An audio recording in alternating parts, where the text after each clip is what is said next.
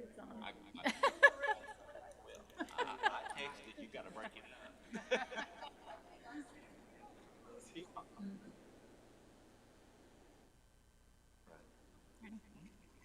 Good evening, it's 6 o'clock. We do have a quorum established. Sandy, is there anyone to address the board? And Ross? Yes. So, on October 7th and 8th, this is under our special recognitions, the NCTC Equine Department welcomed 10 IHSA teams and over 100 riders to our campus here. Not only was NCTC able to host the great show, horse show, but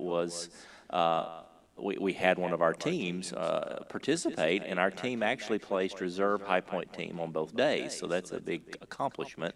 This was a huge success given the size of our team. It's pretty small, consisting of 9 members, and some of the other teams are pretty large in stature, as many as 15 plus.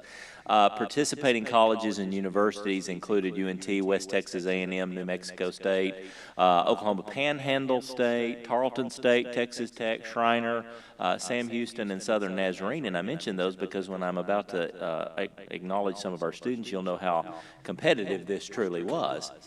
We had several students with us this evening, and I want to recognize them, and I'm going to ask them to stand, and we're going to clap for them individually because it's their moment, okay? So, Sabrina Smith. Sabrina, are you with us? Not tonight? Well, that's okay. We'll say that she was first place in show number 1 and second place in show number 2, and her first time competing, so we'll give her a round of applause in her absence. Rosemary Hartman. Oh, yes, you have to stand. There we go. Third place in show number 2, and your first time to compete, correct, in this event, so good for you. Riley Perkle. There's Riley. Reserve High Point individual show number 2 and her first time competing. Jamie Carback. Jamie. 5th place both days, first time competing again. Courtney Walters. Courtney. So, Reserve High Point individual show number 2, first time competing in this event. Roma Hellowell. Second place in show number 1, and Abigail Phillips was, go ahead. Third place in show number 2 and her first time competing. I mean, that's really impressive, folks. Would you give them all a big round of applause? Of course, the event, I was able to drop by a couple of times. It's just a fun event. If you ever have an opportunity, I know they'll probably host again because they were very complimentary of it. But big thank you. Coach Gilmore, if you'd stand, and our chair, Danelle Wolf, if you both would stand and let us say thank you for putting this together.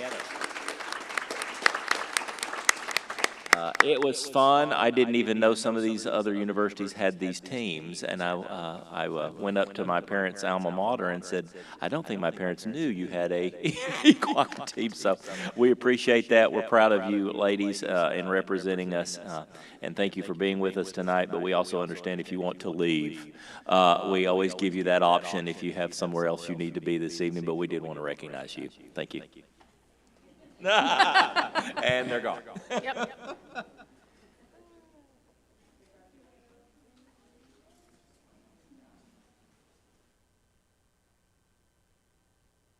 Yes, please. I'll just go on to my chancellor's report now. Thank you.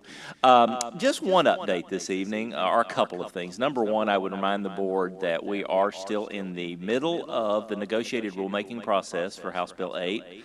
The CCACC has met, which is the advisory committee for House Bill 8 and for community colleges. We've met recently for public comment. There are more public comments coming up, and so I remind the board, if you want details on any of that, they're all public meetings now, and those so far we've had nothing but glowing reports from entities such as Commit Texas, the Texas Business Association, about what House Bill 8 is going to be able to do. But we're moving forward with that work, and I'll keep you apprised as those things become formal rules in the next year.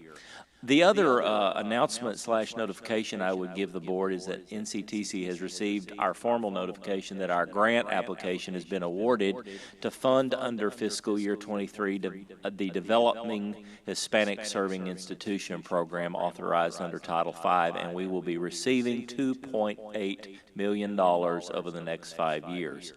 Yes.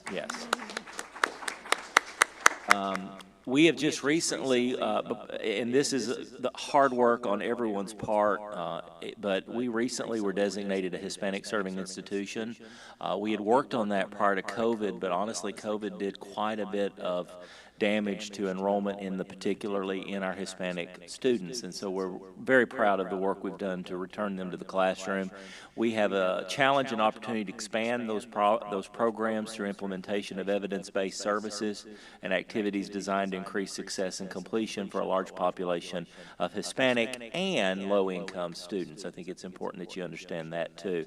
Grant goals are to increase our capacity to improve academic achievement and completion for students, especially those Hispanic and underserved, expand professional growth and development opportunities for faculty and staff, to increase access to high-quality collection and data. It's really important as we move forward with these populations, especially our socioeconomically disadvantaged students. The state dollars we've mentioned under House Bill 8 fund a lot of this, so it's going to be important that we have that data that we can use for transparency, accountability, and our own improvement. And then stabilizing college funding through improved student completion for transfer, credentialing, and gainful employment. Amy Clone. Amy, please raise your hand or stand or whatever you'd like to do. Will serve as the director of that program, and the grant budget includes employment of several coaches and career council coaches and a manager. Instructional designers will be added to the program, and funding for stipends for faculty to assist them in developing of particularly CTE OER resources, which we're excited about for those courses that are open educational resource, professional development, purchasing of interactive video conferences, equipments and systems for Champion Circle. There's a lot to the grant, but we're very proud of the work. I'm very proud of the fact that this does also fit in the spirit. If you remember a few months ago, I reported to you the concerns or the latest on Senate Bill 17, which was an equity bill that did a lot of closure to that work.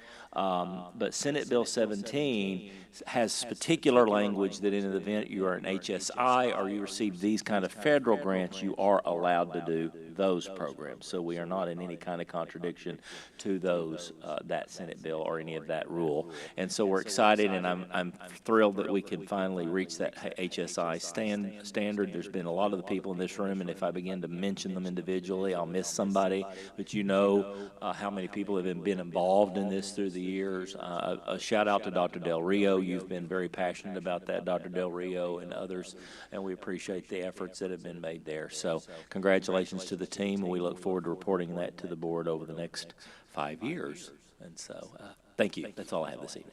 Okay, we'll move on to the committee reports. Executive Committee and Finance Committee did not meet this month.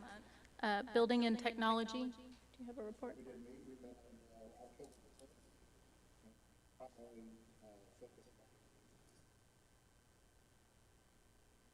Still look like we're going to track on the estimated completion date of July the 1st. We're on track with both costs and schedule, so everything's good there. In fact, might have enough budget left over to run the museum for several years. We also reviewed tax notes and the projects that we had regarding the tax notes, and one of the bigger ones was a good discussion on the replacing all the HVAC equipment on the 400 and 500 buildings, and we had a conversation on the farm on, hey, what should we be doing with the farm, and I think we're going to discuss that as a board at a future date as well. But thank you. Yep. Student Success, did you just meet? I did meet today. I'll just give you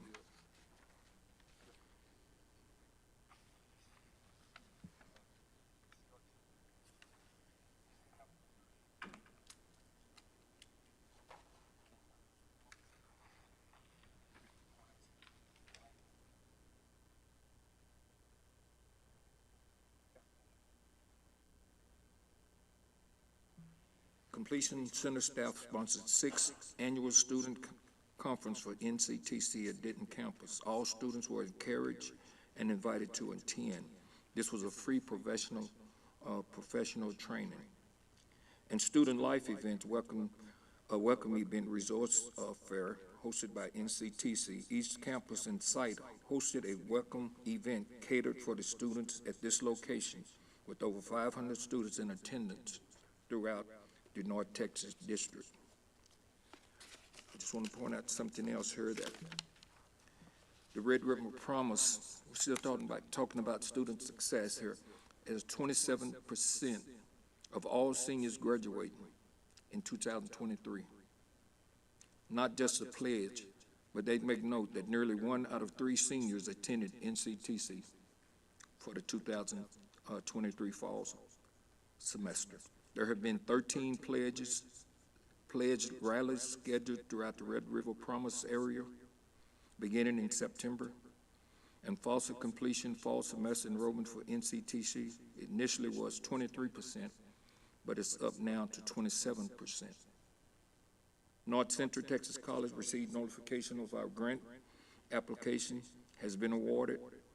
Funding under the fiscal year of 2023, developing Hispanic serving institution programs authorized under Title V, and received $2.843827 over a 5-year period. During the emergency aid, during 2022-23, NCTC Foundation awarded 114 students with $40,980 in emergency aid. Since September, an additional 11 students have received aid valued at $4,331. The Red River Farmers, to date, $1.2 million has been donated to pledge for the Red River Promise program. Thank you. Move on to our administrative reports. Dr. Miller with Finance. Madam Chairman. In your board package, you will find the financial report for September, the first month of the new fiscal year. I hope you got the updated budget comparison sheet that was updated after your packet was originally mailed out. If you do need an extra copy, I left a few extra up there if you need that. And I apologize for that delay, but this October meeting is coming very early in the month, and September is always very tough as the first month of the fiscal year. We're closing the previous year, opening, we're doing journaling. There's all kinds of moving parts in preparing all these budgetary numbers, and so as a result, there's a lot of transition going on for these reports. In fact, if you'll look at that budget comparison report that was updated, if you'll notice, last year we didn't even have revenue numbers available by the time this report was put out. It's just a difficult time to get that. All I can do is just assure you that by next month things will be up to date and current, and you'll have a much more accurate picture of the current financial status. But again, I'm very happy to answer any questions you might have. Since there's not a lot of concrete data that I can report on this month, I want to take the opportunity to announce some good financial news for the college. About a month ago, I was approached by Standard & Poor's, who is now known as S&P Global, about our credit rating.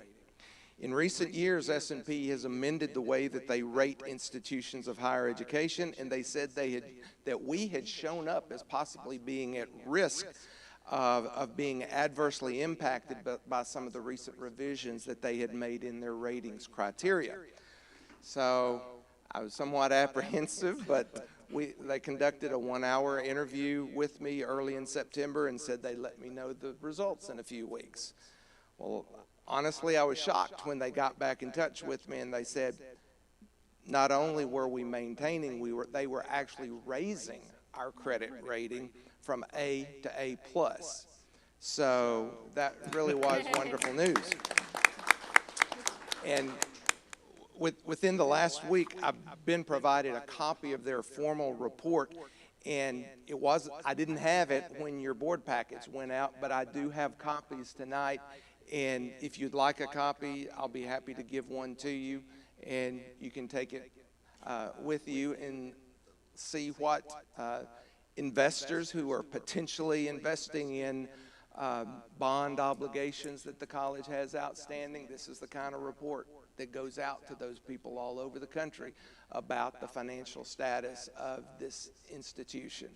And I think you'll enjoy what you read. Any other questions? Dr. Miller, just for the board's information, you will see probably some differentials with the new funding model in the dollars we receive. We will be receiving 50% of our state appropriations tomorrow. I got notice this afternoon. And so you may see some iterations that look different on the revenue side in the future, because we receive those now 50% up front early, and then a 25-25 where it used to be a three-pay system. So you may see some of that, and we'll be sure to explain it to you. But as you see that, you may go, wow, there's a lot of income on the front end. Yes, that was purposefully part of House Bill 8, was us to say most expenses for colleges nowadays occur up front, a lot of them in October. So I just... And with interest rates where they are right now, we'll gladly take that money in advance and invest it and hang on to it. Okay? Thank you, Dr. Miller. Thank you. Ms. Carroll, fall enrollment?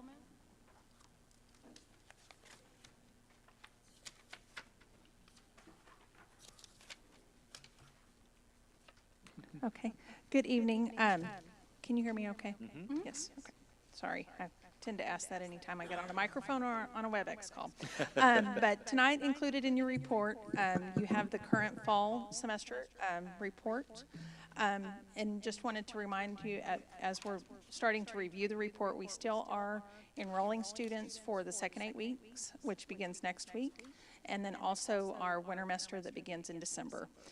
So we'll still see a slight increase in our enrollment over the next few months. Within your packet, the data that's provided to you was pulled on October the 3rd. And it is a total unduplicated head count of 7,748 students, which includes 16-week, first 8 week, second 8 week, and then the mini-mester. So students that are continuously enrolling for all subterms that are available right now. Whenever we're looking at the fall enrollment, this represents a 1% increase. I know that's not significant, but we're hopeful that it will shift. I'm happy to see any increase, especially since I've reported the past several years where we hadn't had an increase. So we're very actively looking at those data as well. But included in your packet this evening, you will find an overall campus district report.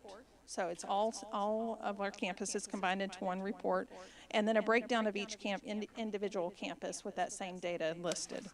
Additionally, on page 3, based on the budget workshop, there is a breakdown of the tuition status for the district, and that represents the various tuition rates students pay throughout our college district. And it's important that whenever we're looking at that data, that we, make an important note that the majority of our students, over 80%, are paying in-state or out-of-district rates. And that current rate is $195. But you'll just look at the various breakdowns. Branch maintenance, that defines our Graham ISD students. In district is Cook County. In-state or out-of-district is any student that lives outside of our taxing district. And then out-of-state is anyone that would be considered an out-of-state student. Sometimes those are those that just moved to Texas, or it could be some international students involved in those numbers. But we did discuss that information during the last report that I provided, and wanted to make sure that that information was included on this report and in the future for you. Another exciting piece of data that was not initially included is our application data if you look at our overall, on page 2 of our overall application trends in comparing where we are compared to fall of 2019 to current. In looking at the fall data of number of applications received, we've received over 8,000 applications, which is our highest application count received over the past 6 years. And that's really surpassing 2019 when was our highest enrollment and our highest number of applications that we received. And we believe this is a positive indicator for students' interest in NCTC.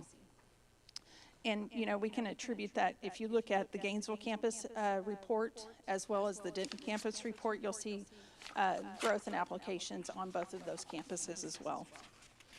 Within the entire report, just some highlights of what's included. It's the fall headcount trends since fall of 2019. The fall course enrollments, including the top 10 subject areas, as well as student demographic data, including gender, ethnicity, and then age breakdowns. And then in looking closely at enrollment statuses, such as part-time versus full-time status, Texas Success Initiative status, so if they're college ready or not, we've provided that information in the report, as well as Pell eligibility. And so in looking at the data, we wanted to make sure that we're looking not only at enrollment and contact hour funding, but also different trends and different demographic data throughout our college district by overall campus, but then also, or overall district, but then also by campus level. As we've mentioned this evening and previously, you know, this is part of our efforts as we're shifting to a new model. The House Bill 8 model is one that is really having us recenter and refocus in how we're presenting data as well. And so the NCTC team is here to help students and meet them where they are. And it's a collective effort, and a lot of the data is not just student affairs or student services related data, but it's much of the collaboration that we've been doing with instruction as well, as we're looking at top 10 classes and enrollments in those classes. And I've gone very quickly through that, but one other key component in looking at some of the data that was another area that we discussed last time, and looking at how are our courses broken down. The majority of our classes that we do offer, over 80%, are academic courses, because we're a large academic transfer institution, and then almost 18% are technical classes. So, but that's a large part of who we are, and, you know, as we're helping improve the workforce. So we're going to continue to really monitor that information, and as we're looking at different pathways to completion, and that's really what the title of our Title V grant. So we'll be collectively looking at all of those things. So, any questions? Thank you all so much. Thank you. Ms. Carroll, Information Technology, or I'm sorry, Ms. Kaysen, Information Technology.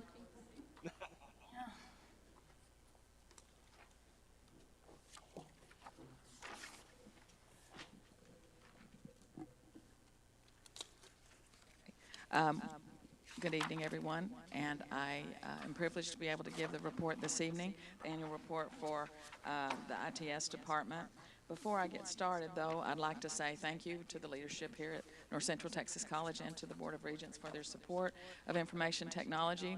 You might think that would be taken for granted, but I know from meeting with other counterparts that that's not always the case, and so we appreciate that. Some of these initiatives can become quite expensive, and so we don't take that for granted. I'd also like to mention a lot of these projects are a result of teamwork and communication and much patience on behalf of many of you in the room as we work together on some of these. Sometimes we get together weekly, sometimes it's periodically, but it's definitely a team initiative. And then I'd also like to recognize our leadership here tonight, Glenn Harrell, and Kelly Swan, Jason Cook, and Alex Holland for their work in these projects. I know you have it in your packet. I know you have it in your packet, but I'd like to go ahead and just highlight a few things with opportunity for questions at the end if you'd like more detail. Our infrastructure enhancements, we upgraded a network storage. We have lots of data at NCTC. Sometimes we have to expand that. The Champion Circle teaching site, obviously, there's a page later outlining a little more detail there. We have a new Corinth receiving building. There will be technology there. The Medal of Honor building. The Hayes and Equine dorms, we already have basic connectivity there, but we allow our students the opportunity to be able to get additional for cable or gaming or whatever they want to do. And so we're working on that. We always need new video surveillance servers because we add additional cameras as we expand. The VLAN and 802.1x, I wouldn't expect that to make a lot of sense, but just know that it's security and it'll be implemented on every campus, so it's quite extensive. Exchange 2019 has to do with upgrading our mail servers, email servers. And then for future, not in the budget this year, we're looking at a wireless network upgrade. Feel free to stop me in the middle if you have questions on each section, or you can ask at the end if you have any. Cybersecurity is another area. But, Sure. Before we enter cybersecurity, if you have detailed questions on cybersecurity, it will require us to go into executive session. So if you do have that, we can do that, Madam Chairman, if you want to later or whenever. But I just remind the board that this is under our executive session rules because of cybersecurity attacks. We would have to go into executive. Thank you. So every year we do receive updated security controls, which means more work, more areas to identify from the feds, from the federal level and the state level. So we'll be implementing those. As you may be aware, we have cybersecurity awareness training is one of the largest components, making our users aware because they're really the first level of defense against some of these attacks. We have an acceptable use standard whereby all employees will know what we can and can't do on our network. This year we upgraded our antivirus and endpoint detection and response systems. We have enhanced some security processes with compliance reporting. You've already heard, I believe, previously about our prohibitive technologies mandate that was put down. Pen testing is just a general test to see how you're doing from the outside of your network. We had a critical systems assessment from a third party that was completed this year, and we received a very good response from that. And then you may or may not know all of our cloud vendors, which now I would consider as a hybrid institution. We have a lot of our systems are housed at our data center in Dallas, but then we do have many cloud solutions. And for all of those cloud solutions, particularly those that would hold personally identifiable information, the state requires us to make sure that that vendor is on the list of TexRAMP certified vendors, or we will work with a vendor to get them to apply for that particular compliance. And then many thanks to the board. There's been a couple of different times the board has attributed funds to help us achieve the ability to lock down all of our campuses simultaneously, and that has been completed this summer. There is some architectural work that we would like to do at some point on the Graham campus to bring in some additional areas, but the areas where students and employees are hired are employed have been taken care of. And then we need to expand our business continuity and disaster recovery processes, having the data center in Dallas. If one campus is down, the other campuses are not down. So we've done some work along those lines, but there's always work. When you come to cybersecurity, it's never done. There's always something else that you can do to make it better. And then in the future, there's a lot of emphasis being put on data classification, being able to determine what types of data you have and how long you have it and those kinds of things. So that will require another solution to assist us with that massive project. So that's labeled for future. Moving on to classroom enhancements, every year we replace some of our labs, and we have listed there those that were on the list to be replaced this year. One note there is that we work in conjunction with our instructional departments in moving to the next version of Windows, because that impacts all of our administrative offices and our instruction. So we'll be moving to Windows 11 next year, and so we may have a little bit larger list of labs that will need to be upgraded so that they will be able to move to that operating system. We've been expanding our video conferencing classroom capability, whereby an instructor can be on one of our campuses and then students be on other campuses and be able to take place where they can see everything that's going on there. It's a more robust implementation, and we have quite a few of these. We have recently added one to our Flower Mound campus, which did not have that capability. Bowie and Graham each have 3, because those are the students many times that can't travel to the other campuses and need some other classes to complete their degree. So 2 of the systems are in use and functional, but at each campus, but there is an additional system at each campus that needed to be upgraded, and that we're hoping to have complete by spring semester. We did have the monies in the budget this year.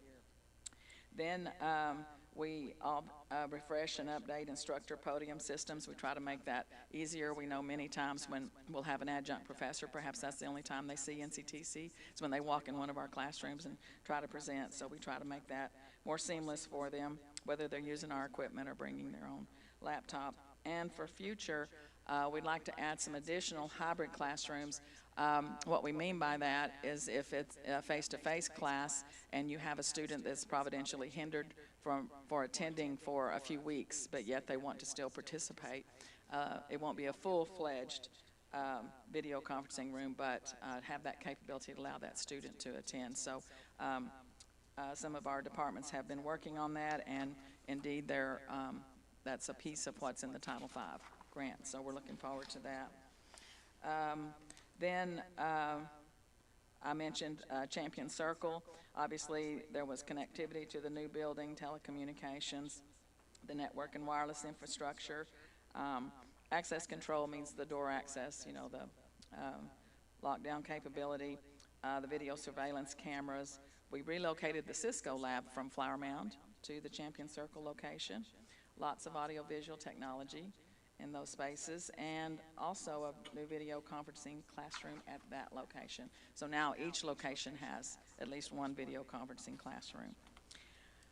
Moving on to service enhancements, we have single sign-on and multi-factor authentication, but we need to expand it in some of our areas, and so we're working on some of that this semester and continuing out through this year to help us be more secure. We'll be implementing project management software this year, piloting that. We've tried to enhance some of the conference room audio visuals, and then updated the Flower Mound faculty work area. We've refreshed employee desktops and laptops. And then we do have this software. It's not new this year, but I like to mention it because it's the capability for adjunct faculty and students to be able to access our network from their own personal device off campus, which is useful. Moving on to, we call it GenSbar enhancements, but it's our system that takes care of all of our registration, payroll, fiscal, all of those things. And we have 3 to 4 major updates per year. Each software, if they're not already to the cloud, they're moving either to the cloud or more a webinized version to make it easier for their constituents to be able to access, but it takes some conversion and work. So the J1 registration has been implemented. We're close to implementing the advising and faculty pieces. J1 chatbot was implemented last year, whereby the students can ask questions 24/7, and then if the bot is not knowledgeable about what they need to do, they can be directed to a staff person once office hours commence.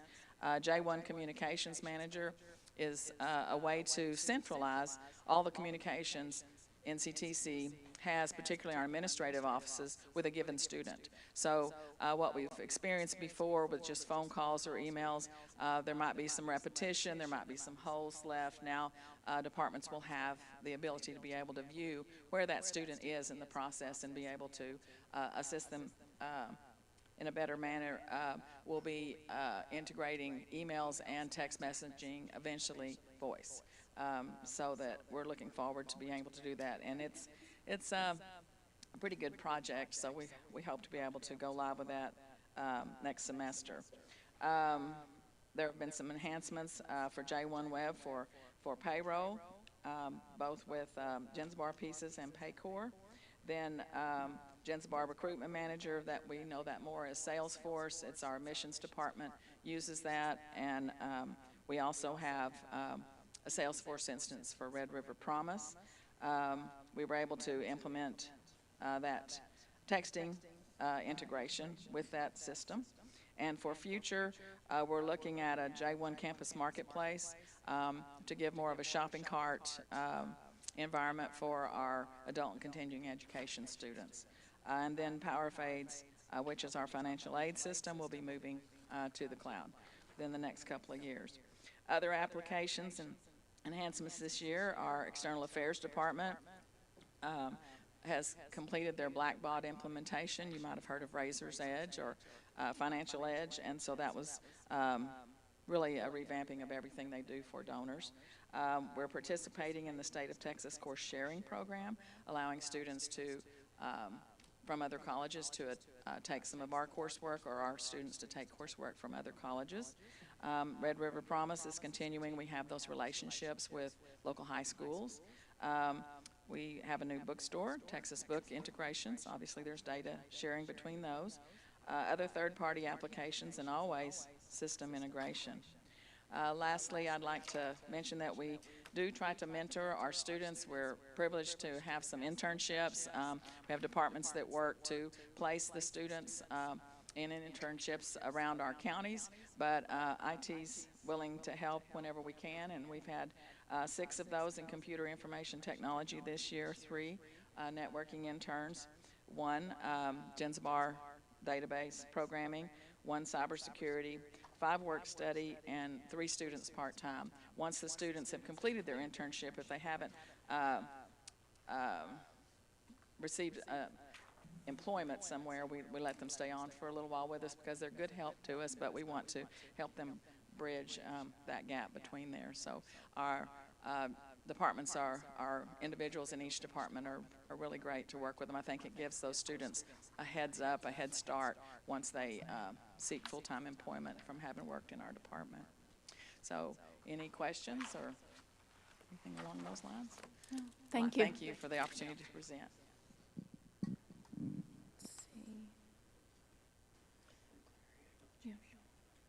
Chief Shaw, the Clary Act.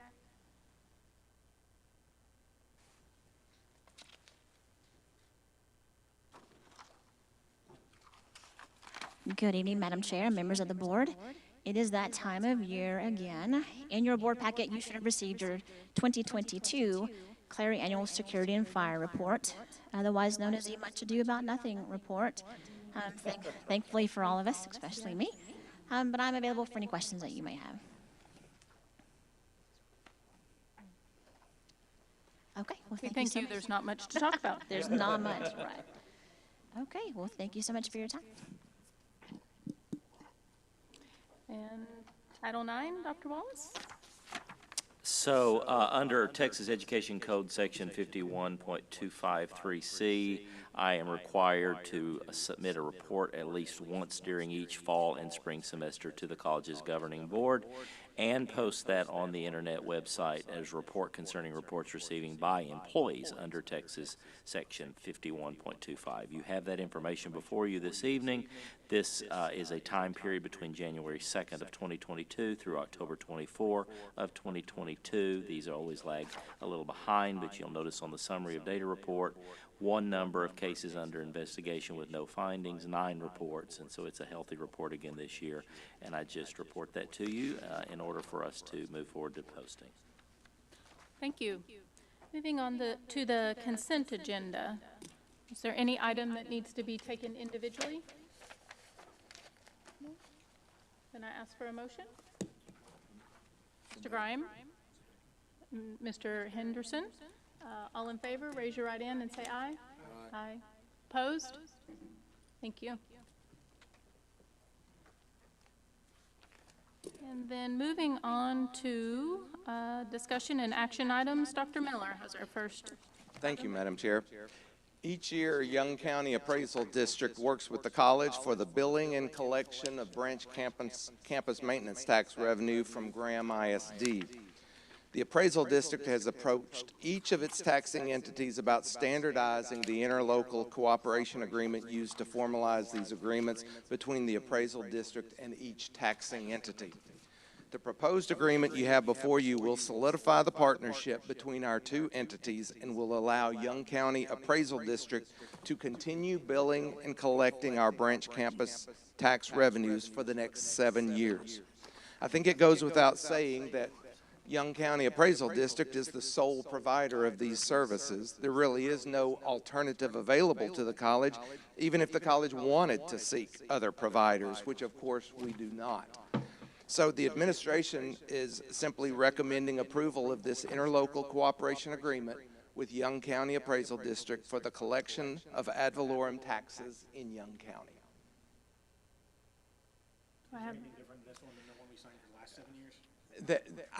I don't believe there is, but I think that brings up why this is being done.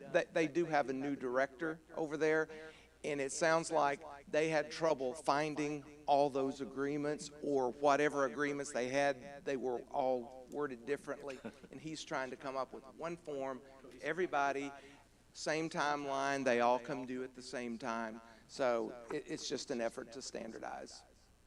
But there's nothing out of the ordinary in this agreement that I could find at all. And the interesting thing is that you are required to agree to this, although the tax rate is set by Graham Independent School District. It's a very strange scenario, but.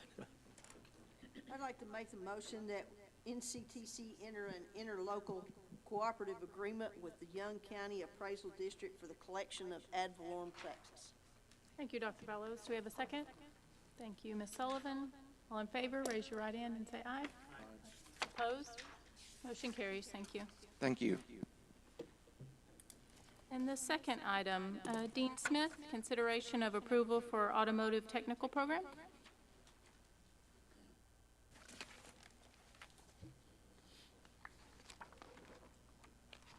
Good evening. So in summer of 2022, Bowie ISD approached us about starting an automotive maintenance program. They had got a grant and set up the equipment and a lab at their location, and they also provided a faculty member. After kind of going back and forth with them a little bit and getting into the details of the grant, we've discovered that it had to be at least a level 1 certificate instead of an OSA and or greater. So we met this past summer, with the advisory board and developed a associate's program to meet the needs of not only the grant, but future expansion, not only at Bowie ISD potentially, but with other locations, Sanger ISD, Lake Dallas ISD, and potentially the city of Denton. So hopefully you guys have the information in your packet for all the courses and everything. You know, I just wanted to present that. Any questions? I'll entertain a motion then. How many campuses will this be? Right now, it's just Bowie ISD, but we have been in discussion with other ISDs for potentially expanding the program. Sanger specifically, also Lake Dallas. I make a motion to approve the addition of the automotive technical program. Thank you, Mr. Ott. Automotive technician program, sorry. Second. Second. Thank you. All in favor, raise your right hand and say aye. Aye. Opposed? Motion carries. Thank you. And I do not believe we have executive session this evening. Oh, I just need a motion to